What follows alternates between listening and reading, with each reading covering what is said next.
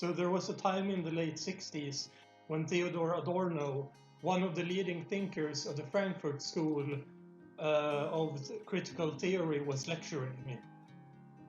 On one occasion, his female students began to undress and attempted to kiss the old Marxist. How should we read this incident? If we listen to the far right here on YouTube, it's clear that the students are evil social justice warriors. They wanted to question the power relation between student and teacher, not respecting his traditional authority.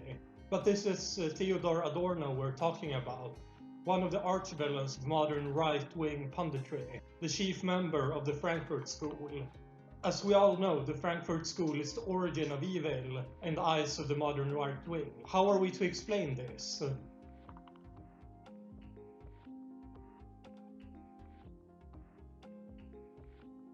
So the tool that the Frankfurt School developed was called a critical theory. Simply put, it was a critical analysis of modernity, of enlightenment. In the book The Dialectics of Enlightenment, for example, they write a long chapter about the culture industry, as they call it.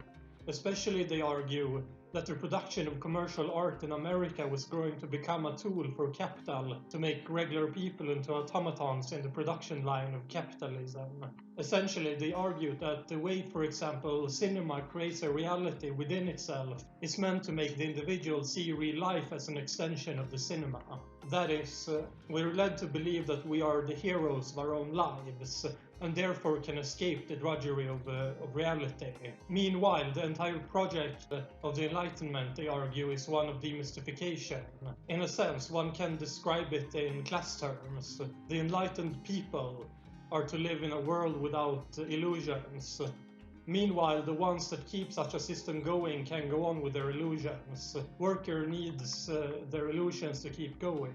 Their basic view is a Marxist one of bourgeois and working classes in conflict. However, they move their critique into the realm of culture. As I said, the purpose of cultural production within the enlightened capitalist mode of production, from this point of view, is not to produce art as much as to dominate the working class with sensory stimulation. In Italy, there was a Marxist called Antonio Gramsci. He was the leader of the Italian Communist Party, but he was also in jail for a long time. He was concerned with the relationship between what Marx had called the base and the superstructure. The base is the economic production of capital. The superstructure is the institutions of creating meaning, politics, the church, the media, art. The superstructure is the way we organize our lives. It is the place where the bourgeois exists. So we have this divide, the bourgeois and the working class. However, what Gramsci thought was that there isn't just a one-to-one correlation between owning the means of production and power in the superstructure. He thought that it wasn't quite as simple as that.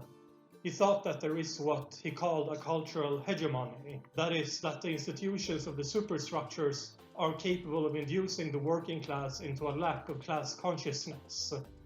So through the upholding institutions of the superstructure, the moment of revolutionary action can't arrive despite the inherent contradiction of the capitalist mean of production. The point, in short, is that the way we arrive at the revolutionary moment is through first conquering the institutions of the bourgeoisie.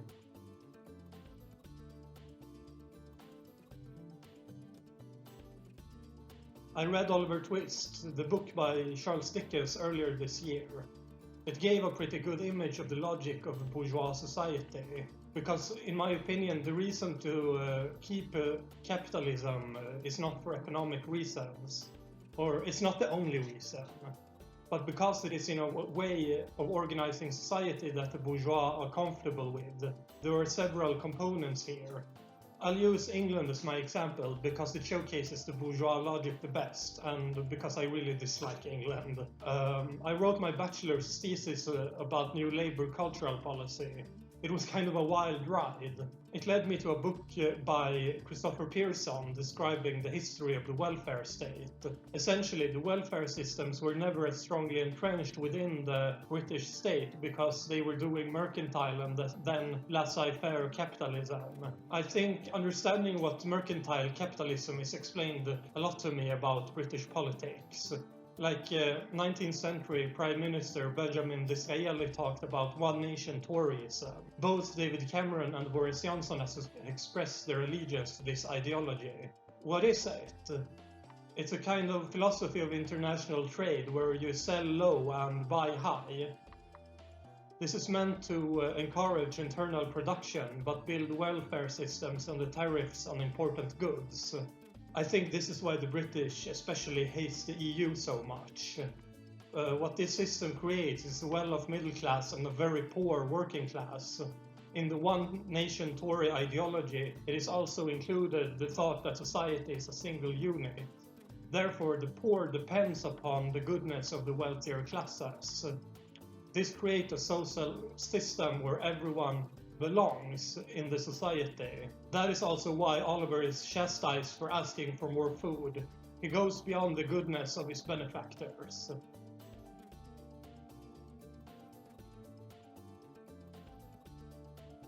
I think it's important to talk about the ideology of the family unit among the conservative crowd.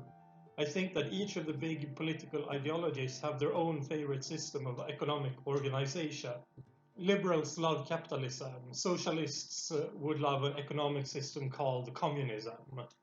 Conservatives want feudalism. Feudalism is a coherent social system, unlike laissez-faire capitalism. There is a clear system of social relationships, from the monarch to vassals, to the bourgeoisie and the peasants. The traditional nuclear family is a product of capitalist mode of production. The worker needs his woman and his workplace in close proximity. The feudal family is one where the entire family is present. Its parents and grandparents and cousins and everyone. It is a communal thing. The deal in the nuclear family is that you give up the social system and the state gives you the lacking elements instead in terms of welfare and so on. But within this closed communal system you can solve most of the problems, financially or socially. It is through the family you get work and love. In Swedish author Vilhelm Moberg's series The Emigrants, about Swedish farmers going to America, illustrates this as well. After a drought, Karl Oskar decides to take a massive chance and leave his homeland for the new world. They leave their parents at home. This can illustrate the transition from agrarian farmer economy to a capitalist mode of production based on individual enterprise. But I think that the reason conservatives are so afraid of the dissolution of the family unit is because they can accept the compromise of the nuclear family, but not any further. This is important because conservatism is a coherent ideological system, just as liberalism and socialism. I think this explains Margaret Thatcher's comment that the only thing that exists are individuals and families. The state has no responsibility to the individual. The family is everything.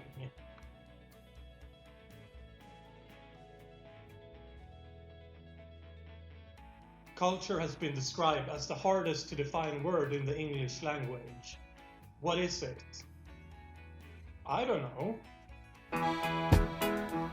No. But this is a really complicated issue. Is it a cultural production of the so-called Western civilization, that is Europe and North America? It's complicated. Culture is complicated. In a study of New Labour cultural policy, British academic Stephen Hetherington discusses the nature of culture, and yes, states that it's complicated. But he also identifies what he calls an anthropological definition of culture. He contrasts this with an art-based definition of culture. The anthropological definition is one where just about every activity human engage in constitutes culture. He argues that with what we today would call art schools were in the 19th century not intention to create art, but more in the vein of furniture designers. They were meant to create commodities within the capitalist system. This is contrasted with the view of culture that came around based on modernist principle and the creation of the welfare state and the implementation of administration for finance of the arts. The US under the Roosevelt administration of the 30s made huge investments in work programs for unemployed artists as well, but not in such a permanent way. In the UK, the Arts Council was initiated after the Second World War under the principle known as the arm's length principle. That is, while the financing of art is government business, it is not to control its content. This can mean somewhat different things. In Sweden, where I live, if you couldn't tell, there are, for example, small councils of artists chosen for a period of time have the power to distribute some of the finances of our version of the Arts Council. This, it is reasoned, should remove the opportunity for politicians to use the arts for totalitarian purposes. The artist is free. What the new Labour government did for cultural policy was to change this idea of the free artist into free to make money within a capitalist system. So when idiots like Paul Joseph Watson rails against the commercial shit that is modern pop culture, Ilya man, they're not railing against woke SJWs. They're railing against capitalism, and in specific against their own method of making money. They're making criticisms that would make Adorno and Horkheimer proud. Another thing I think is important to note is the nature of culture before the modern era, before the 19th century at least.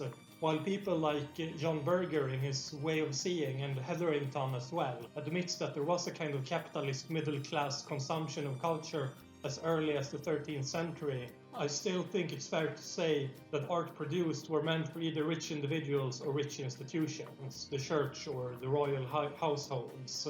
So there's a strong class connection. It was meant to allow the ruling class to bathe in their own glory. And in the late 18th century, thinkers like Immanuel Kant and Hegel used the idea of the mind being a separate entity from the body to look at the work of art not as a representation of reality, but as an art object in itself, worthwhile outside of its representational value. I want to make a video specifically on art, but I think that this is sort of the problem a lot of people have with art today. See, I think there's a kind of structural float. In the 19th century, the deal was that the professional artist would be criticized by the professional critic. That is, the challenging work of art was sort of a test for the ability to read the work. That's still sort of how a lot of art is made, which with the advent of mass culture has within this social system made the role of the critic very unclear. To many, it looks like to me, the role of the critic is nothing more than a consumption guide, which makes the flourishing of user reviews entirely logical, but it makes the critic search for a new purpose.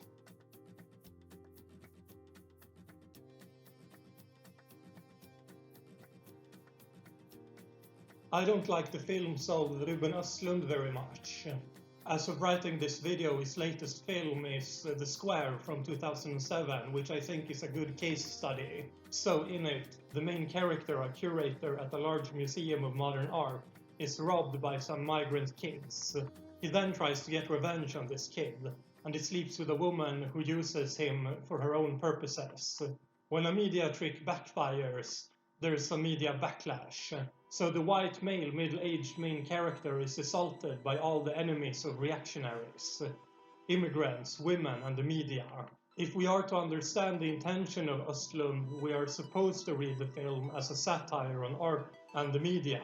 That is, Östlund asks us not to engage with emotional content, but see the giant quotation marks surrounding his film. We are supposed to see ourselves and our society in the film. That is, Östlund steps up not as an artist, but as a critic.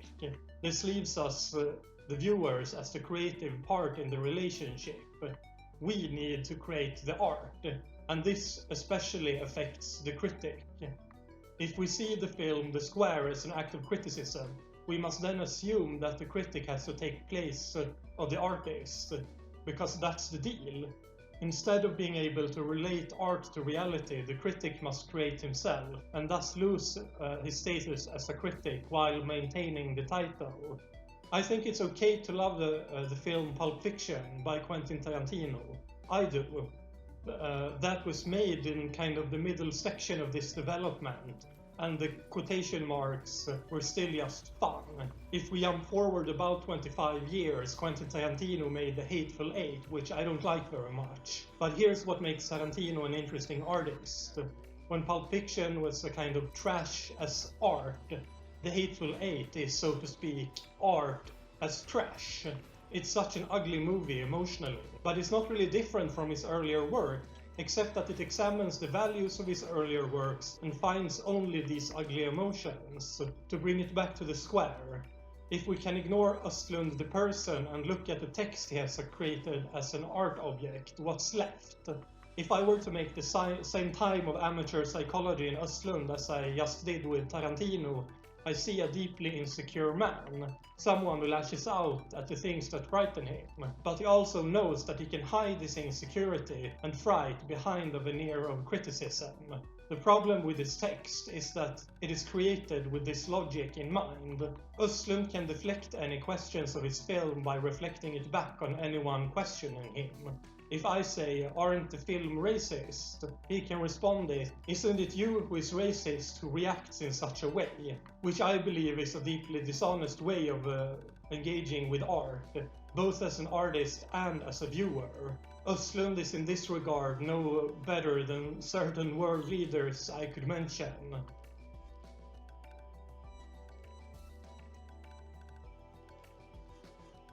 What I love about the OK Boomer meme is that it lets us who've grown up within the aftermath of the worst economic downturn in 100 years get back at the arrogance of boomers who grew up in the most prosperous period in modern history. I think the anger is justified, but it's more than just that. This might be somewhat pretentious, that I should say something pretentious, I know. But I see the sphere of 1968 as a kind of final stand for the values of the French Revolution. It was a final attempt to overthrow not only the social systems, but the entire capitalist world order. Maybe not in the practical sense, though the French almost toppled the state, but in a philosophical sense.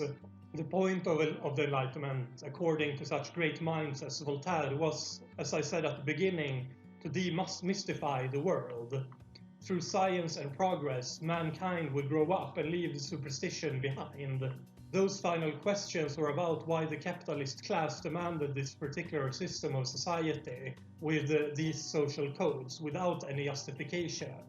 This is just my interpretation, but while the social codes were broken down and still slowly are, the questions of economics were not. Dissatisfied with this result is what became neoliberalism. Economic management without purpose and only the market to explain it away. All our social symbols were torn down. I think it's very telling that someone like Jordan Peterson is a Jungian psychologist. For what is Jungian psychoanalysis but an attempt to break the unreality of reality into graspable symbols? I think it's not wrong with some mystification, not within science but within society. But let me give you a sort of example. Why did FDR become one of the greatest presidents in the US history? On the one side, he understood the necessity to restructure the economy, but he also let himself go up into the part of the president. Look at Barack Obama. He played the part of president perfectly, but he didn't do the necessary restructuring of the economy to make him a national icon. So it's not enough with just the symbol. There needs to be something holding the symbol together. When I write this, current President Donald Trump held a speech at Mount Rushmore. I think it may be the best speech he's given ever, for a very particular reason. Today we pay tribute to the exceptional lives and extraordinary legacies of George Washington, Thomas Jefferson, Abraham Lincoln, and Teddy Roosevelt. The thing is, as soon as Trump tries to ground this rhetoric in reality, he comes off as the fraudulent clown he is. But this speech is pure rhetoric, pure air.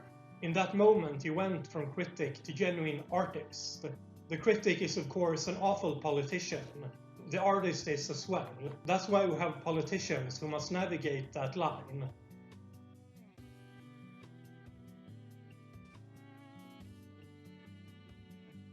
To be clear, cultural Marxism is an anti-Semitic conspiracy theory, and I don't think that philosophical skepticism is bad. But in the dialectic of history, we are at a certain moment where we can go one of two directions, either fascism or socialism. But what I'm trying to say is that cultural Marxism is a way for the right wing to mystify the left wing, to transform political belief into mystical malice. I think there's a question of hiding fear and personal insecurity into something tangible, which involves the mystification of the other. I think it's why feminism is both strong enough that a female superhero movie is enough to crush Western civilization, and weak enough for Western civilization to withstand it at the same time. It is in a way a projection. It is the proponents of the conspiracy that they are themselves both afraid enough, yet strong enough. This should encourage hope. These people can be saved. A lot of them anyhow.